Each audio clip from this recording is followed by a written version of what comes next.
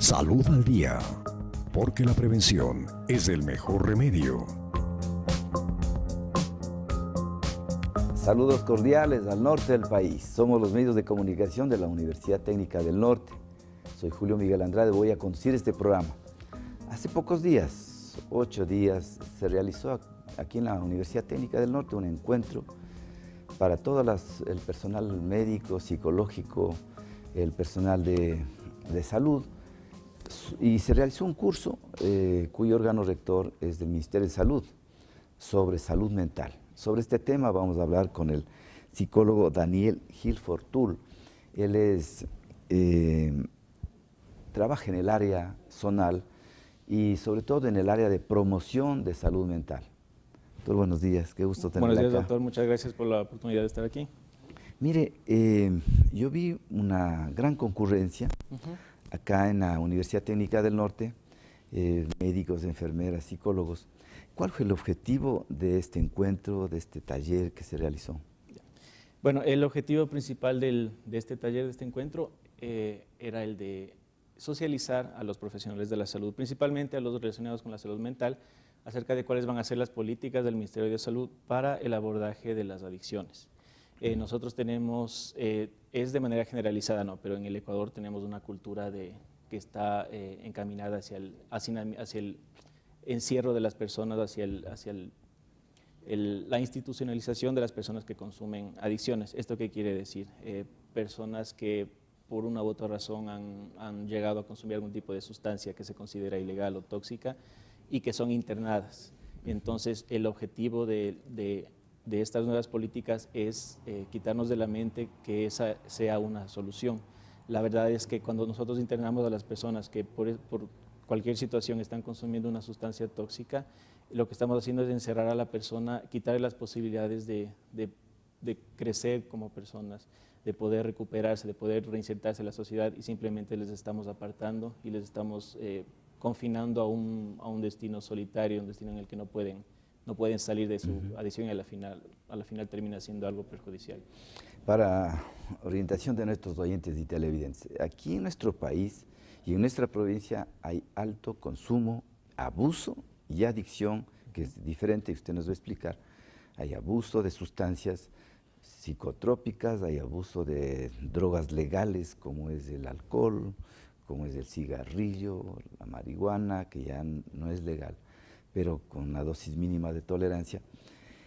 Y las familias se ven en una encrucijada. Primero, si tengo una persona adicta, que es un paciente que requiere hospitalización o institucionalización, como usted dice, requiere dinero, porque las instituciones públicas no existen primero, donde yo puedo llevar a un familiar mío adicto a la marihuana, adicto a la cocaína, muchas sustancias psicotrópicas, y el costo es alto. No hablemos de cantidades, pero hay de varios precios, pero tienen un precio alto. La gran parte de la población que abusa del alcohol, abusa de las sustancias psicotrópicas, no tienen ayuda. Entonces, tal vez una labor que cumple Alcohólicos Anónimos es muy buena, y en realidad es un espacio donde se puede compartir y se puede ayudar a las personas. Pero a veces hay personas que son adictas y que no es fácil llevarle a un centro de Alcohólicos Anónimos. Entonces, hay dos opciones: o pago privadamente, o lo tengo en la casa, o está deambulando en la calle haciendo cosas que inclusive atentan a la tranquilidad ciudadana. Entonces, doctor, hoy el Ministerio de Salud está tomando las riendas con la esperanza inclusive de que más de 11 centros, yo escuché de la voz del señor presidente, el 2015 se van a inaugurar 11 centros, de los cuales justamente en la zona nuestra se va a instalar en Esmeraldas. ¿Nos puede explicar sobre ese tema? Ya. Justamente en vista de la problemática que usted ha descrito del costo, de lo que implica convivir con una persona que tiene una adicción y no tener los medios para poder darle una rehabilitación adecuada, es que el Ministerio de Salud está tomando las riendas. Está, primeramente, haciendo un control de cuáles son estos centros, los que ya existen, los centros privados, y de poder regularizar la actividad, de poder erradicar, como le decía, la mentalidad del internamiento simplemente por apartar a la persona de la sociedad y pensar que esa es la manera de rehabilitarle. Pero también estamos conscientes de que existen casos, muchos casos en los que sí hay adicciones, por ejemplo, a sustancias como la heroína, en las que la necesidad de la sustancia es fisiológica, es decir, cuando la persona no consume, tiene un malestar físico que es evidente y que necesita una desintoxicación, necesita un periodo de recuperación. Entonces, en ese sentido, lo que está haciendo el Ministerio es proyectando la construcción de centros para, en los casos en los que sea necesario como último recurso, el internamiento de las personas para que pasen por este proceso de recuperación y de reinserción. Está planificado que en la zona 1, en nuestra zona, exista este centro en la ciudad en la provincia de Esmeraldas. Entonces es un centro que se nos comentó que las características son bastante favorables, va a ser un centro con un servicio bastante bueno para dar el tratamiento que se requiere en los casos extremos. Pero como le decía, es en los casos en los que no se pueda llevar un tratamiento ambulatorio, que es el principal objetivo, que es lo que realmente nos va a ayudar a que las familias no sientan el peso del costo, que no sientan el peso del alejamiento de la persona y del internamiento de la persona y el aislamiento, que es lo que realmente perjudica y que no está ayudando y beneficiando en nada a las personas. Porque mire, doctor, el equipo de salud no solo es el médico, no solo es la enfermera, no solo la trabajadora social, no solo es la auxiliar, es el psicólogo. Y de acuerdo a las estadísticas que conozco, hay una deficiencia de psicólogos. Y la Universidad Técnica gradúa psicólogos educativos y orientadores vocacionales, o psicólogos generales, ya va a haber las nuevas promociones, pero psicólogos clínicos hay un déficit a nivel nacional. ¿Qué políticas está tomando el Ministerio? Bueno, justamente tenemos una noticia que pienso yo que va a favorecer mucho a los psicólogos y a la salud mental en el Ecuador. Se está contemplando seriamente en el Ministerio incluir a los psicólogos clínicos y a los psicólogos infantiles, pero principalmente psicólogos clínicos para que hagan el año rural. Eso quiere decir que en los equipos básicos de atención de salud, en los EAIS que se llaman, va a haber un psicólogo también, que sea un psicólogo rural, que cumpla con este periodo de servicio al país en las zonas en las que sea necesario, y de esa manera vamos a cubrir el déficit que existe actualmente, o por lo menos una gran parte. Entonces, y aparte de eso, ya el psicólogo está presentándose en el panorama nacional como un elemento del personal de salud que es importante y que es necesario y que es indispensable, porque por un lado tenemos la salud física y por otro la salud mental. Y la salud mental, hay personal que está capacitado, que es especializado en eso, que somos los psicólogos clínicos. Entonces, en ese sentido, vemos que hay un avance importante y que va a haber una inserción importante de psicólogos clínicos en el ámbito de la salud pública. Esa es una buena medida, porque que el Ministerio efectivice. Los médicos fuimos los primeros en realizar esa labor, desde la época de Velasco Ibarra, donde puso la conscripción médica, llamó él. Entonces ahí nació la medicina rural, siendo más de 40 años, ¿me entiende? Entonces, donde el médico graduado va a prestar sus servicios a su comunidad, como lo hace un odontólogo, como lo hace un médico, como debe hacer un abogado. Y pienso que esa medicina rural o la salud mental rural va a ser importantísima y de beneficio a la colectividad para cubrir esa deficiencia. Y de paso usted puede hacer una bonita investigación fruto de ese trabajo rural. Sí, la verdad es que es una noticia bastante importante. Es algo que pienso yo que los psicólogos vamos a apreciar mucho, porque es algo que muchos hubiéramos querido que se haga desde antes. Nosotros sabíamos cuál era el papel que podíamos jugar en la salud mental, sabíamos la importancia que teníamos, y si queríamos nosotros ser representativos en el ámbito del servicio a la población. Claro. Y este es un paso muy importante para nosotros hacernos presentes y brindar el servicio que es para lo que nos hemos preparado en las universidades. Y sobre todo porque toca cumplir lo que dice la Constitución. Exactamente. Buscamos una salud integral, entonces salud integral no solo es de que me sienta bien mi cuerpo, tengo que sentirme bien mentalmente, cubrir esa salud. Doctor, ¿nos puede establecer la diferencia entre abuso y adicción? Porque yo puedo abusar del trago, no quiere decir que yo requiera que me internen y me hospitalicen, puedo hacer problemas familiares, puedo tener problemas de mi trabajo, pero no requiero una hospitalización. ¿Cuál es la diferencia? Porque en la adicción ya interviene la tolerancia y la abstinencia. Si nos explica ese tema. Ya. Bueno, sí es importante diferenciar entre lo que es el abuso de una sustancia y lo que es la adicción a una sustancia. Como algo introductorio, nosotros siempre pensamos que abuso de sustancias se refiere solo a las drogas, a las sustancias ilegales, a lo que consideramos, por ejemplo, marihuana, heroína y hasta el alcohol, ¿no es cierto? Pero uno puede abusar de cualquier tipo de sustancia. Cualquier sustancia puede ser tóxica en la medida en que yo abuse de ella. Hay, por ejemplo, trastornos como la polidipsia, en la que es simplemente que una persona abusa de tomar agua y eso le causa malestar. Entonces, por ahí vamos entendiendo lo que es el abuso. Abuso significa consumir una sustancia hasta el punto en el que eso le provoque algún tipo de malestar, sea a nivel físico, a nivel psicológico, a nivel laboral, a nivel social, etc. El abuso en la comida. Abuso de la comida, por ejemplo. Entonces, yo ingesto grandes cantidades de comida en una ocasión, 2 ocasiones, y eso me provoca malestar físico, o me provoca conflicto, etc. Estoy abusando. Ese es abuso. Ese es el abuso. Y ahora, ¿cuál es la adicción? La adicción se refiere a que yo necesito consumir una sustancia, puedo abusar de la sustancia igual, pero puedo consumirla durante un periodo prolongado de tiempo, y se caracteriza por lo que usted decía, por la abstinencia y la tolerancia.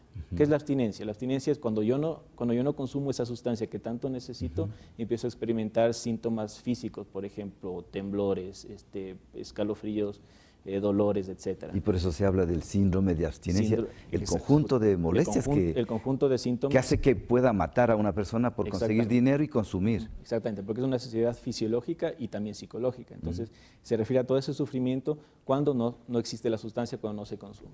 ¿Y qué es la tolerancia? La tolerancia es que yo cada vez necesito más cantidad de sustancia para obtener el mismo efecto. Por ejemplo, si es que yo consumo cocaína, con cierta cantidad de cocaína al principio yo me sentía como quería sentirme o llegaba al efecto que yo quería, pero en las próximas ocasiones ya no es esa pequeña cantidad la que me hace sentir igual, sino que necesito mucho más cantidad, y cada vez esa cantidad progresa y progresa, y por eso viene el tan grave deterioro que generalmente se produce cuando uno consume sustancias y cuando uno es adicto a una sustancia.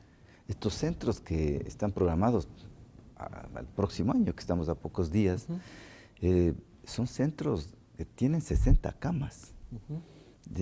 Son centros con todo el equipamiento que va a ser una gran ayuda, especialmente las familias que atraviesan esos momentos dolorosos de tener un familiar que requiere hospitalización, que requiere internamiento y requiere, contra su voluntad, ayudarle a salir del fondo donde llegó. Pero el otro tratamiento, son niveles, ¿no? El ministerio busca fortalecer al equipo de atención primaria del centro de salud, ¿cierto? De tal manera que, para que no se congestionen estos centros, porque todo el mundo va a querer ir directamente a los centros de hospitalización, no, más bien que el personal de atención primaria, el personal, significa médico, odontólogo, o sea, trabajar en conjunto para que ellos atiendan los primeros casos de abuso, por ejemplo. Y cuando hay un psicólogo como usted, que le hace la historia clínica, tiene sus normas y protocolos, usted sabrá diagnosticar y darle la transferencia al segundo nivel, justamente donde requiere hospitalización. Entonces, la finalidad es capacitar a las unidades operativas del personal del área básica. Claro, exactamente. La política en general, no solamente la salud mental, sino la salud en general, es de fortalecer la atención primaria, el primer nivel de atención. Es el primer contacto que tenemos con el paciente, es la manera en que nosotros podemos vincularnos con la comunidad y nosotros brindar el servicio y mantener a las personas en un estado saludable en la medida que se requiere. Entonces, en el campo de la salud mental no es diferente. Lo que queremos hacer en el tema específico de las adicciones, y que fue el tema del taller, del encuentro que usted mencionaba, era que nosotros vamos a entablar este nuevo estilo de lucha contra las adicciones de esta manera, con el primer nivel de atención. Entonces, una persona que ha consumido una sustancia, sea que tiene una adicción, sea que ha abusado de la sustancia, va a pasar por el primer nivel. Entonces, nosotros vamos a capacitar al personal del primer nivel, a las personas que atienden al público en los centros de salud, por ejemplo, para que ellos sepan dar la orientación adecuada, para que sepan identificar de qué se trata el cuadro de la persona y poder dirigir a esa persona en base a la necesidad particular. Porque lo que hemos estado acostumbrados es que, bueno, sea que la persona abusó, sea que en un momento se pasó de tragos, etcétera, y los padres lo vieron como algo terrible, entonces vamos a internarlo en un centro. Y hay muchas causas que no ameritan que una persona sea internada en un centro. Entonces, ¿qué es lo que vamos a hacer ahora? Las personas se acercan a los centros de salud y se les dé una guía. Si es que existe la atención psicológica en ese momento, entonces en ese momento vincularle una terapia y vincular a la familia a esa terapia, para que dar herramientas a la familia de cómo manejar la situación. Si es que es necesario un internamiento, que es en el último recurso, como insisto de nuevo, es el último recurso, entonces, derivarlo, pero desde el primer nivel, pero una vez que se ha comprobado que es necesario. Y ese es básicamente el objetivo, la manera en que vamos a reforzar la atención primaria para brindar el servicio a estas personas. Y sobre todo, doctor, es importantísimo que la población en general comprenda de que es preferible cuando hay un paciente con una adicción y que requiere tratamiento multidisciplinario, psicólogo, psiquiatra, médico, rehabilitador. No es la hospitalización, sino más bien el tratamiento ambulatorio y que se integre a la sociedad, se integre al trabajo, no solo desde el punto de vista económico, que es tenerlo encerrado bajo llaves, encarcelado, que muchas veces no se consigue el resultado, sino más bien que ese tratamiento sea ambulatorio y él esté integrado a la sociedad, no solo en las adicciones, sino en otras enfermedades, como puede ser esquizofrenias, ¿cierto? Paranoias. Usted como psicólogo conoce ese tipo de enfermedades, que hoy se puede hacer un tratamiento ambulatorio, la persona esté con su familia, porque la familia es un gran soporte, y si usted hace el trabajo de educar a la familia, si le mire, usted tiene que tener cuidado en que la medicación tome puntualmente, que tenga estos hábitos saludables, un estilo de vida saludable, que esté separado de entornos tóxicos. Educar a la familia, sí vamos a conseguir solucionar esos problemas. Exactamente. Brindarles herramientas, como le digo. Educar a la familia, pero para que sepa afrontar situaciones que realmente son complicadas. Nos ponemos en el lugar de las personas que conviven con gente que tiene adicciones o con gente que tiene algún trastorno mental, y sabemos que eso genera un estrés bastante importante. Claro. Y no les hemos estado brindando hasta ahora los mecanismos para que ellos puedan afrontar, y es cuando la gente se desespera y no sabe qué hacer y piensa en la reclusión o en la institucionalización o la hospitalización como el recurso adecuado. Pero es porque las personas no saben de qué manera afrontarlo, y no podrían saberlo porque no son profesionales de la salud, son personas que se dedican a otras cosas y que no comprenden. Entonces, para eso estamos nosotros, para eso somos profesionales, para enseñar a las personas cómo afrontar esto y cómo enseñarles que existen mecanismos para que las personas con adicciones y en general personas con alguna dificultad a nivel mental sigan participando de la sociedad. No es necesario recluirlos, sino simplemente saber de qué manera abordar el problema.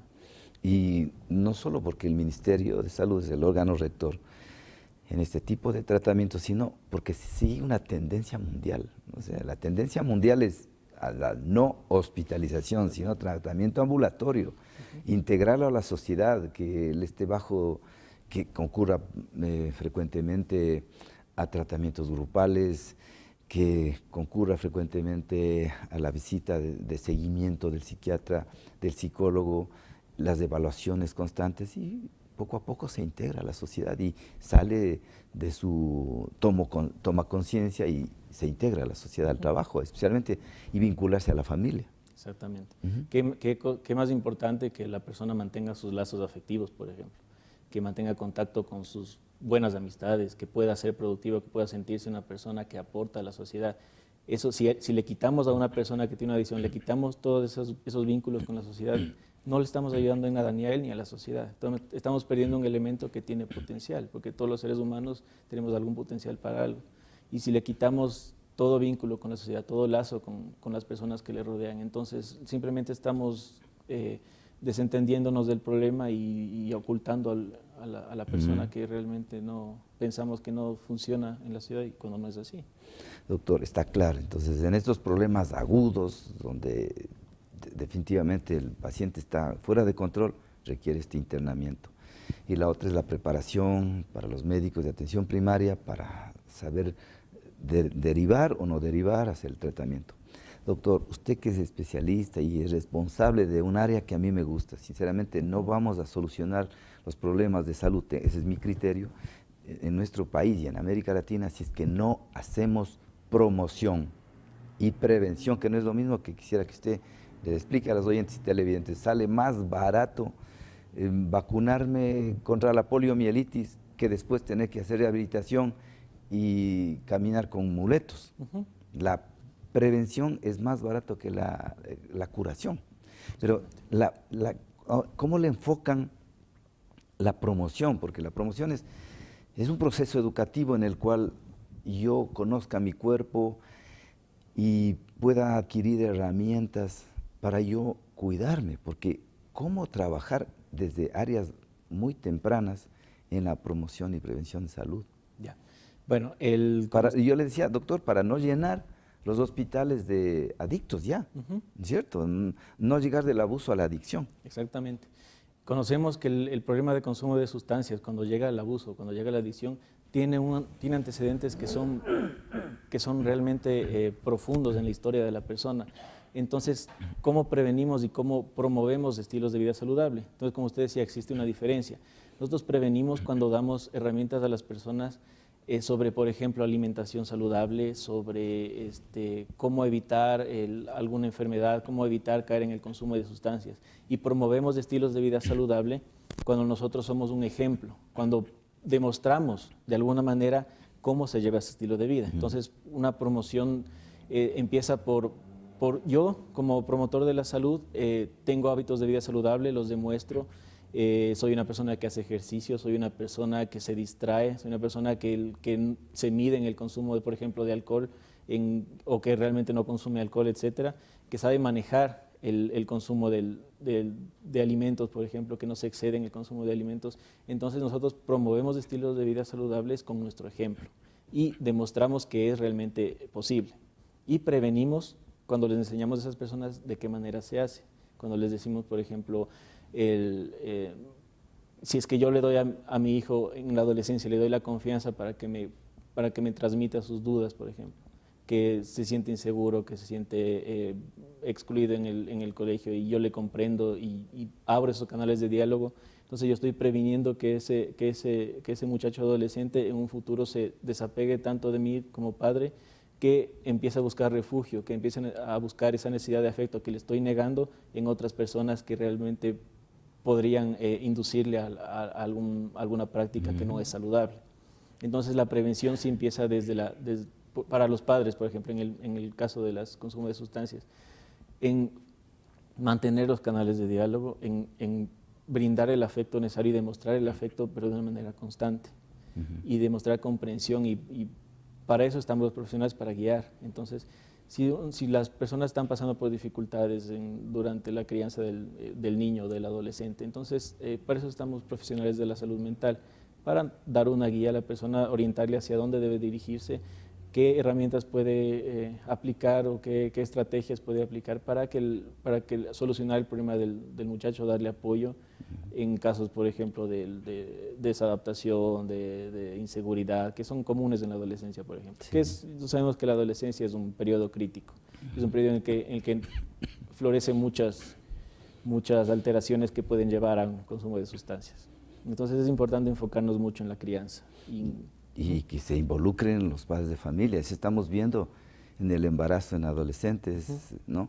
Ayer conversamos con el doctor Albuja y justamente están emprendiendo un trabajo de un talento humano en Cotacachi con apoyo de Corea, con apoyo de muchas instituciones venezolanas. Prometeo están trabajando ahí de la Universidad Técnica para justamente educar. Sí. Pero de acuerdo a las estadísticas que me decía ayer justamente el doctor Albuja, Byron Albuja, que estuvo aquí conmigo conversando, los papás no se involucran. a las reuniones donde se les da clases de cómo dar educación sexual, van las mamás, van las abuelitas, pero no va el papá. Entonces, todo el esfuerzo del ministerio en evitar accidentes, la mayor causa de muertes por falta de educación vial, el mayor consumo de sustancias psicotrópicas, si queremos que disminuya el alcoholismo y drogas, tenemos que involucrarnos medios de comunicación, profesionales, ministerio y padres de familia. Si no están los padres de familia, no están los profesores, no conseguimos nada. Doctor, yo quiero agradecerle su presencia. Mis compañeros me indican que ha concluido el tiempo. Le deseo un lindo año para usted y todo el personal. Un mensaje final para los oyentes y televidentes. Bueno, para los oyentes que acudan a los centros de salud, que nosotros estamos preparándonos para involucrarnos, para brindar el servicio, pero de la manera correcta, ¿no? Desde el primer nivel de atención. Que si queremos un estilo de vida saludable, tenemos que asesorarnos primero y si queremos ser un ejemplo de salud, entonces debemos vivirlo, debemos adoptar estilos de vida que sean motivo de admiración, ¿no? Y si queremos evitar cosas como el consumo de sustancias, revisemos la manera en que estamos criando a nuestros niños y cómo nos estamos involucrando con ellos y cómo estamos llevando nuestra vida familiar, que es lo más importante. En la familia es donde es el caldo de cultivo para cosas muy buenas y para cosas muy malas. Entonces, el Ministerio de Salud está para brindar asesoría y para brindar orientación, y es el mensaje que les quiero dar. Doctor Gilles Fortul, ¿ese es un nombre francés? Es el apellido francés, pero yo soy ampateño, ¿no? Ya, doctor Gilles. Daniel Gilles Fortul es el responsable en la promoción de salud mental. A ustedes muchas gracias por acompañarnos en la sintonía de la Salud al Día en este 2014. Éxitos, salud, prosperidad para este 2015. Esperamos continuar con ustedes, eso depende de las autoridades universitarias. Muchas gracias, pues estamos al aire 6 años y es un gusto que en diciembre se cumplan 6 años del programa Salud al Día. Gracias por la sintonía, gracias doctor. Gracias doctor. Gracias a ustedes. Este programa se repite a las 2 de la tarde. Les esperamos en un nuevo programa. Gracias por hoy.